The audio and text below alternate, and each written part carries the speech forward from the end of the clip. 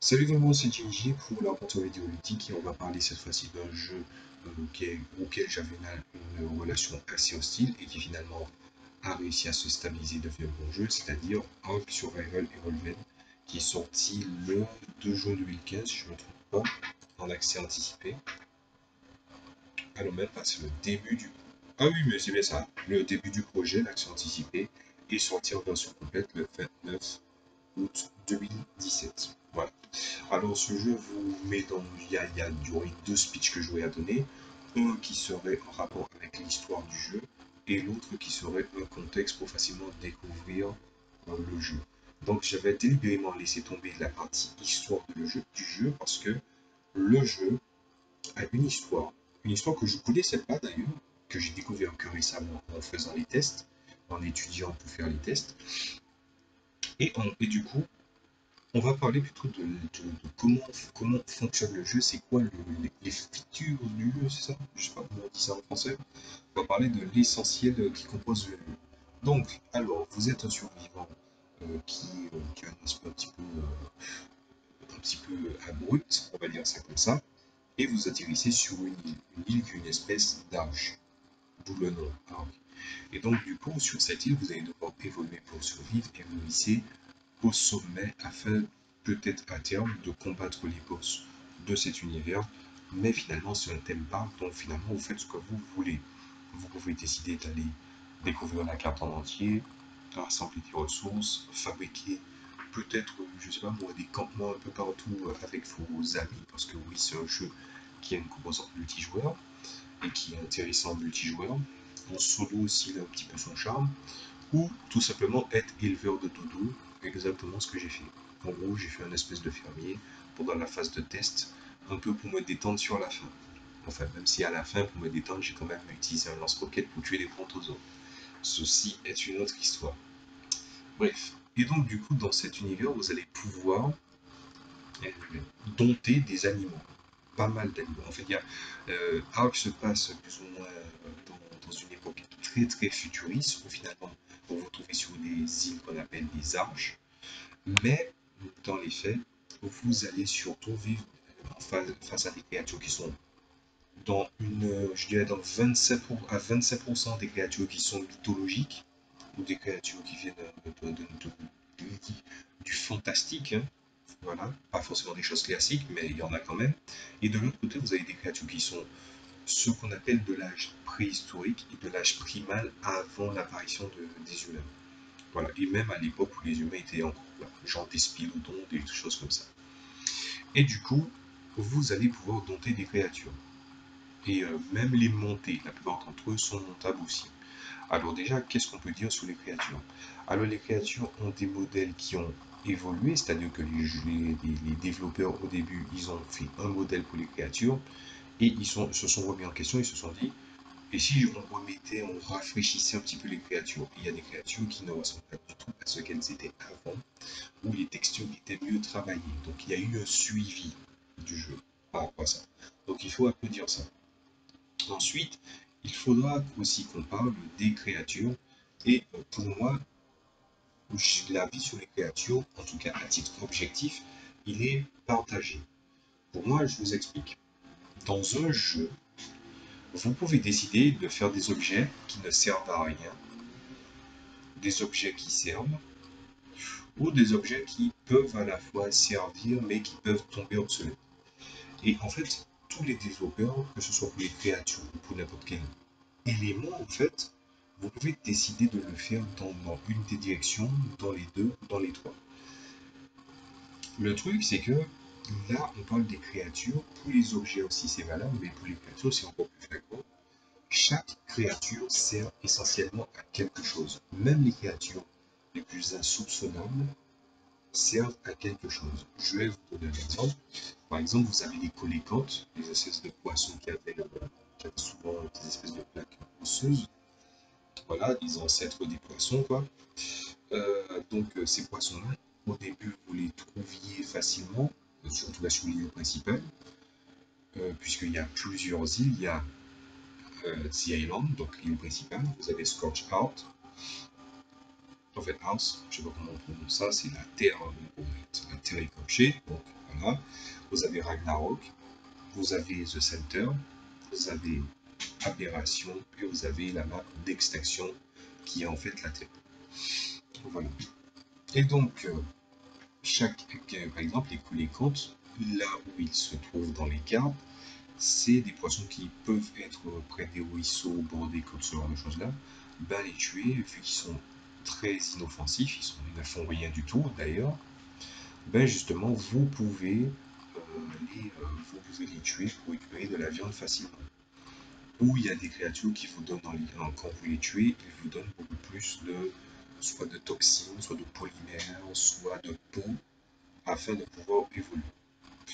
Donc chaque créature a son utilité, mais il y a des créatures qui surplantent forcément d'autres, alors qu'ils n'ont pas forcément la même fonction ou qu'ils ont une. Par exemple, le Carnotaurus qui est un théropode, de la même manière que le tyrannosaure, ben, c'est une créature qui au début ben, elle vous pose problème. Et d'ailleurs, souvent, je ne sais pas si c'est un bug, mais souvent, moi je suis apparu à chaque nouveau jeu sur l'île principale à une zone safe, et pourtant il y avait toujours un Carnotaurus qui me lattait la gueule au début, alors que normalement les Carnotaurus ne se promènent pas jusque-là. Donc il venait, il restait là, et puis après soudainement il disparaissait, comme s'il repartait de là où il était venu.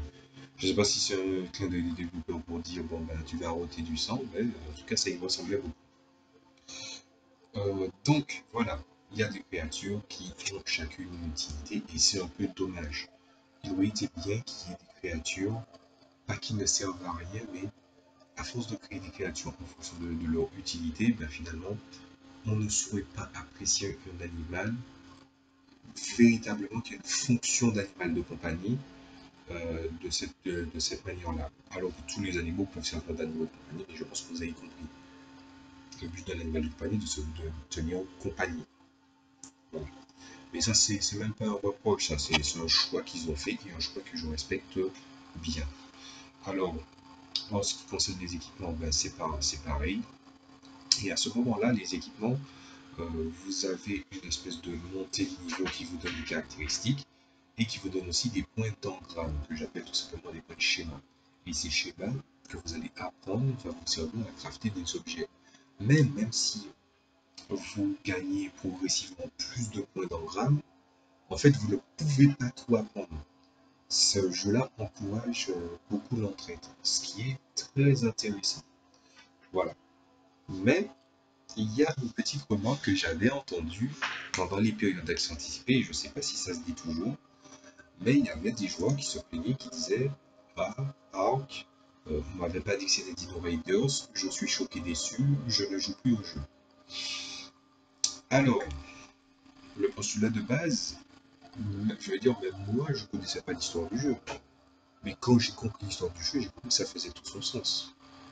On te montre une image, l'image de base du jeu, c'est quand même une personne qui est avec une meuf sur une espèce de Lara Croft avec un fusil d'assaut dans les mains sur un raptor.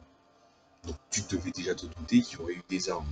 Et c'est pas parce qu'il y a des choses high-tech dans le jeu que ça dénature le jeu.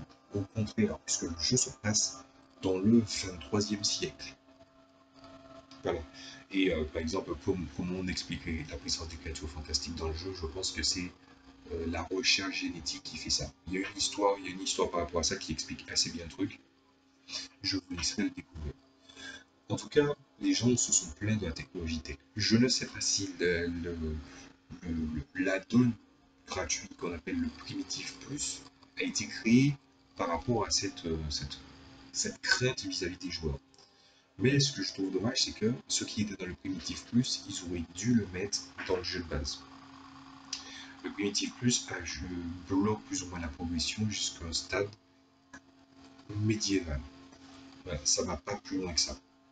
Mais ça aurait été bien parce que finalement, la partie un peu médiévale des technologies, ben, on ne la ressent pas dans le jeu de base. On passe très vite oui, je mène une arc, et puis soudainement, bim, une arbalète. Une arbalète, et puis c'est bon. C'est très dommage. Mais parlons de la technologie qu'il y a dans Arc. La technologie tech, la technologie la plus avancée, la plus ultra moderne, c'est une chose de la voir, Mais avoir les ressources pour l'exploiter, c'est déjà une autre paire de manches. À moins, bien sûr, que vous êtes administrateur du réseau et vous vous dites, je veux jouer, et ça, je n'en voudrais personne pour ça sur une thème park. Vous faites spawner les créatures que vous voulez, vous vous dites, je vais les capturer, je fais spawner des ressources, et à ce moment-là, vous jouez tranquillement, vous décidez d'aller jouer des espèces de grands immortels, euh, c'est vous que ça regarde. Tant que ça se fait, je pense que tant que c'est pas en ligne, c'est pas gênant, en fait. Parce que en ligne, vous êtes avec d'autres joueurs, que ce soit en PV ou en PVP, il faut des challenges. Vous voyez, alors que si vous êtes tout seul, vous faites comme moi, j'achète, je fais spawn un lance-roquette, je spawn 700 roquettes et je défonce du brontosaure au lance-roquette. Voilà. Donc, finalement, la technologie tech n'est pas, elle donne des tas d'avantages, mais les ressources qu'elle demande pour être entretenue, euh, elle règle très facilement le fait que cet objet-là est passe partout. Ce passe partout à plusieurs millions de dollars, si je peux me permettre. Donc, après tout ça, on va tourner tout ce que c'était là, ben, comment se fait l'évolution du jeu? Ben, en fait, en faisant tout, vous fabriquez, vous tuez des créatures, vous franchissez, je sais pas si c'est parce que les zones aussi donnent plus d'expérience, parce que ça vient de marcher, et soudainement, je monte de niveau. Donc, il y a peut-être de ça. En fait, tout vous fait évoluer dans le jeu. Voilà. Je crois même que, par exemple, l'élevage m'a fait monter de niveau. Voilà. Puisque en fait dans le jeu, moi sur la fin des tests, j'ai fait des tests pendant plusieurs jours là, avant de faire cette vidéo, et je me suis dit je vais faire un élevage de dodo. Et au début je me suis dit bon, on dit le dodo ça sert à rien. Et c'est vrai que le dodo a peur d'être bruyant. D'ailleurs j'ai fait ma ferme, ma partie élevage trop près de ma maison et je les entendais tout le temps jeunes et ça me tapait sur les nerfs. Mais en fait, il y a des moments où si on s'occupe pas des créatures en bas âge qui viennent de naître, ben, finalement ils meurent. Et quand je les ai tués, j'ai remarqué avec une certaine surprise, et je pense que c'est valable pour toutes les créatures qui sont descendantes des créatures sauvages à la base, mais elles donnent de la nourriture de meilleure qualité. Donc finalement, par exemple, l'utilité des dodos, c'est que ils sont faciles à élever ensemble, ils occupent moins de place, donc vous pouvez faire un espace d'enclos suffisamment intéressant pour vous et aussi pour eux, afin qu'ils ne soient pas parqués ensemble et du coup vous allez trouver des créatures, vous allez avoir des créatures, des dodos de couleurs différentes, qui seront marrants, par exemple, vous les voyez se promener et tout ça. Et ceux qui meurent, ceux que par exemple vous certains ont échappé à votre vigilance, vous êtes parti trop loin de vous, mais il y en a qui sont morts, et parce qu'ils étaient en bas âge, ben, du coup vous récupérez leur viande, rien ne se perd vraiment. Voilà. Alors au niveau des musiques, alors je vais parler du thème principal. Alors le thème principal, il a une espèce de mouvance à la fois épique et ça me rappelle un petit peu Jurassic Park. D'ailleurs, je pense que l'influence du Jurassic Park est assez grande là-dedans. On n'a qu'à regarder les capacités du Dilophosaure, le Raptor, où ils ont essayé de cabotiner en mettant un petit peu l'aspect à plume des Raptors et le Raptor de Jurassic Park. Donc, ils ont vraiment essayé de faire un mix. D'ailleurs, ils le disent, et au cas où certaines personnes se posent la question, est-ce que c'est les vrais dinosaures tels qu'ils étaient qu'ils ont mis dans le jeu? Bah, figurez-vous que non, pas spécialement. En fait, ils le disent. Ils disent que cette créature-là, oui, elle est inspirée de celle-là, mais elle ne ressemblait pas du tout à ça. En fait, ils précisent. Voilà. Je sais pas, je pense que je regardais les sources. Soit c'est les guides qui le précisent, soit c'est précisé que dans le lore, qu'il y a que c'est une variation d'une espèce existante. Mais voilà. Sinon, c'est pas gênant. Les créatures, pour moi, les créatures sont quand même intéressantes. Donc voilà. Donc c'était tout pour la thématique. Alors la thématique d'extinction, qui est la dernière extension, je pense que ça sera la dernière extension tout court. À moins qu'ils font d'autres cartes, mais c'est des cartes qui n'ont rien à voir avec l'histoire principale, puisque l'histoire principale est arrivée à sa fin avec extinction. Ben, je trouve que le dernier thème de Dark, il est assez mélancolique. Voilà. Mais de toutes les façons, si je me souviens bien, dans le générique de fin, c'est le thème principal qui entre en jeu. Donc voilà. Au niveau des sons, ben, ils ont essayé de faire en sorte que chaque créature, on puisse savoir à peu près de quoi il en retourne. Alors bien sûr, vous n'allez pas vous habituer à entendre oui, c'est une créature de telle ou telle chose. c'est tel ou tel genre de créature. Vous n'allez peut-être pas vous souvenir de tout, mais chaque créature a plus ou moins une sonorité. Et des fois, il y en a qui n'en ont pas vraiment, mais c'est pour des raisons un peu évidentes, comme par exemple l'escargot. Et le bruit des objets était plus ou moins convaincant, donc il n'y a pas trop grand chose à dire là-dessus. Qu'est-ce qu'il y a plein de trucs dont je devrais parler? Ben, des îles. Je trouve que les îles sont quand même bien ficelées, dans le sens où on vous indique à la base les lieux d'apparition et leur niveau de difficulté. Chaque île apporte, chaque arche apporte quelque chose d'intéressant. Je n'ai toujours pas compris comment faire une arche viable de manière procédurale, parce que toutes les arches que j'ai réussi à créer, en fait, bizarrement, toutes les zones sont recouvertes de neige. Et c'est rempli de créatures extrêmement balèzes et violentes, alors que je n'ai rien paramétré qui va dans ce sens. Donc je dirais que dans les moins, et c'est vraiment le moins pour chipoter, c'est qu'il aurait été mieux d'avoir un système plus intuitif pour créer les arches. Parce que à terme, le but c'est quand même de jouer dans des arches, donc s'il y en avait plus, ça aurait été intéressant. Après, peut-être qu'il y en a qui sont centres et qui ont mis ça dans des modes en fait. D'ailleurs, on peut moder le jeu avec des créatures, avec des nouveaux objets. Donc, moi je dirais la même chose que je dis pour les modes. Donc, ça ne dénature pas le jeu. Par exemple, il y a des gens qui ont eu des monstres de Monster Hunter, genre le Devil Joe, le Ratalos. Ben, vu que la mouvance Monster Hunter est pas loin de celle Dark, ben ça fonctionne assez bien.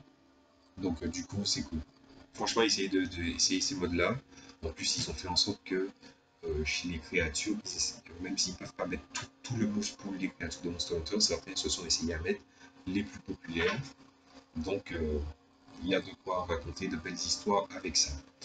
Le multijoueur, je ne peux pas trop en parler, mais je sais que le multijoueur, il vaut mieux pas jouer seul, et surtout, il vaut mieux rencontrer les gens avant sur Discord, parce que les zones les moins, les plus safe sont évidemment au niveau des cotes, sauf que c'est là où vous attendent tous les joueurs PVP ou les gens mal intentionnés. Voilà.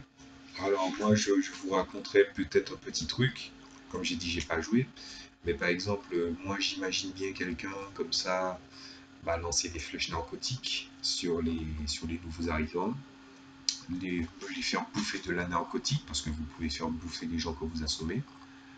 Et bon, il y a le fait que vous pouvez lui faire manger du caca, ça l'empoisonne, ça le tue. Mais moi, mon petit spécial, je pense que ça aurait été bouffer de lui faire bouffer du narcotique, de prendre mon radeau, de l'amener sur le radeau, d'aller loin dans l'océan, enfin dans l'eau, et je le jette dans où il y a le maximum de mégalodons. Voilà, c'est sadique, c'est moi, mais voilà, ça aurait été intéressant. Donc on va essayer de conclure assez vite. Donc, à qui je conseille ce jeu? Ce jeu sur un theme park, mais sur un theme park qui, malgré le fait qu'on puisse, qui est très très adaptable, que ce soit les dégâts des créatures, la résistance des structures, tout ça, presque tout est modifiable en matière d'équilibrage. Donc finalement, vous faites votre monde avec vos propres règles. Après, si vous voulez créer vos propres arches, ça va être difficile. Donc finalement, je le conseillerais à des gens, je le conseille à partir de 16 ans. Le jeu n'est pas violent ou gore, mais c'est un jeu qui, par sa difficulté, il y a des moments où ça m'a mis des sueurs froides. Par exemple, quand tu plonges dans Ragnarok et que tu te rends compte qu'il n'y a que des créatures extrêmement puissantes et que par exemple les colécantes, tout ça, donc, ils ont disparu sur la map de Ragnarok, hein, puisque c'est le Ragnarok. Ben, quand vous commencez à nager dans l'eau et que vous voyez que l'eau est d'une profondeur quasi abyssale, il y a un côté angoissant dans le jeu. Et même la difficulté, elle est angoissante. Voilà. Donc c'est pas un jeu qui convient à tout le monde. Si vous êtes quelqu'un qui cherchez même de la simplicité, même en diminuant la difficulté au minimum, au strict minimum, ça deviendra quand même un challenge pour vous, je pense. Surtout si vous n'êtes pas habitué. C'est un jeu compatible à la manette, on ne le dit jamais assez. Je vous le conseille sur PC. Sinon, est-ce que je le conseille à des gens? Les gens qui aiment le PvE, c'est très intéressant parce que finalement, quand vous avancez dans une tribu, vous évoluez, et que par exemple vous faites des tribus PvE, mais vous n'êtes pas forcément l'un contre l'autre, et vous faites des échanges ou ce genre de choses-là, ou quand vous dites il faut se mettre d'accord pour combattre un boss, c'est quoi les objectifs, mais finalement c'est un jeu qui peut même permettre d'avoir une dimension rapide, de raconter une histoire. Voilà. Donc je le conseille aux gens qui ont les vrais amateurs d'aventure et qui ne sont pas résistants à l'adversité, mais qui tout simplement savent que cette adversité-là, elle est très très forte dans le jeu. Et c'est aussi chose que je pense qui est en partie son intérêt. Voilà.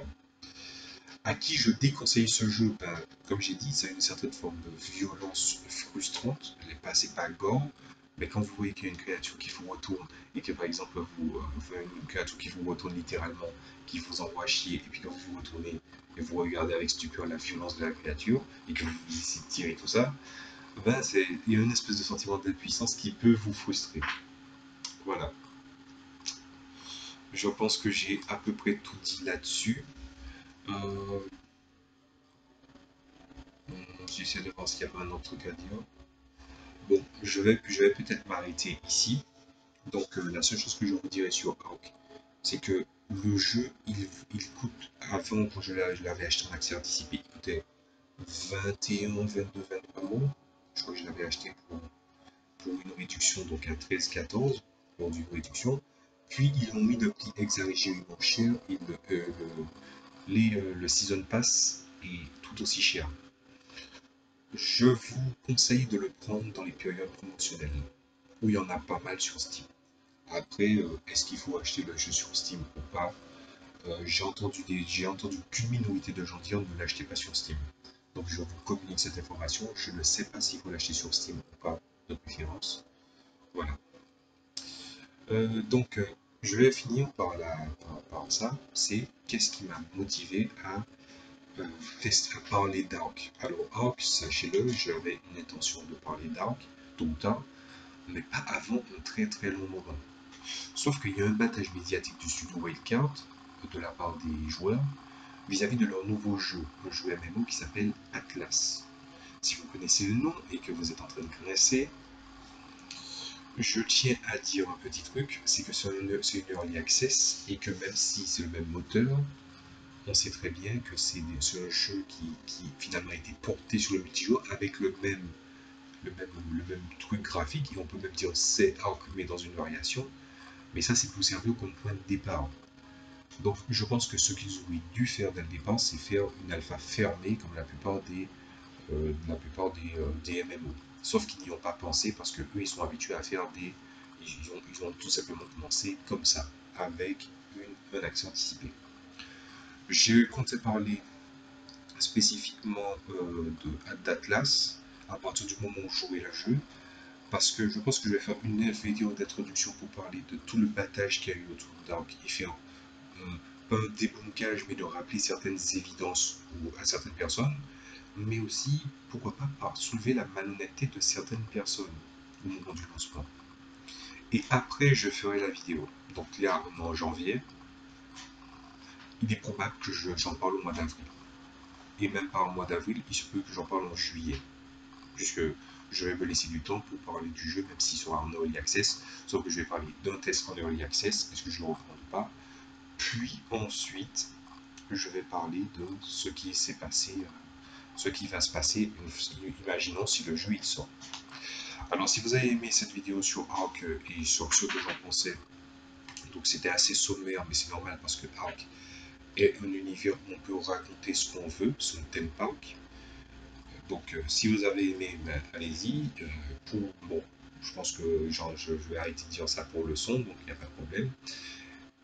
Donc si vous voulez partager mon avis sur Ark, ben, n'hésitez pas à le faire dans les réseaux sociaux. Si vous avez de l'expérience dans Ark et que vous voulez communiquer votre expérience aux potentiels futurs joueurs, faites-le dans les commentaires, ça leur sera très utile. Parce que mon but n'est pas de pousser les gens à acheter les jeux que j'ai aimés ou que j'ai pas aimés. D'ailleurs, je parle de jeux que j'aime et que j'aime pas. Je dis pourquoi, ce qu'ils m'ont apporté et ce qu'ils auraient pu apporter. Donc si vraiment vous voulez parler de tout ça, n'hésitez pas à le faire. C'était Gingy pour Gingy DR, et je pense que je vais repartir en mode discussion de JDR parce que ça fait un moment que je n'ai pas parlé de ça. Salut à tous.